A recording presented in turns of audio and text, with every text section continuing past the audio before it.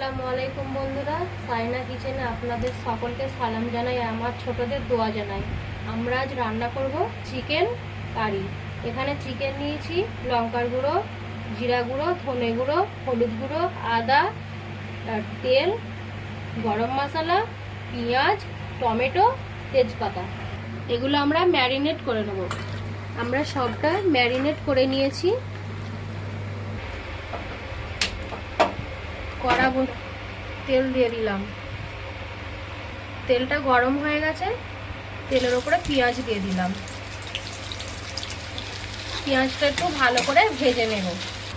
পেঁয়াজ ভাজা হয়ে গেছে, ম্যারিনেট করা চিকেনগুলো দিয়ে দিলাম, সাথে দুটো পেঁয়াজ দিয়ে এই চিকেনটা ভালো করে কষে নেব। যতক্ষণ না মশলার তেলটা ছাড়ে ততক্ষণ কষতে থাকবো। চিকেন থেকে তেলটা ছেড়ে দিয়েছে, এবারে একটু পানি দিয়ে ঢাকা দিয়ে দেব।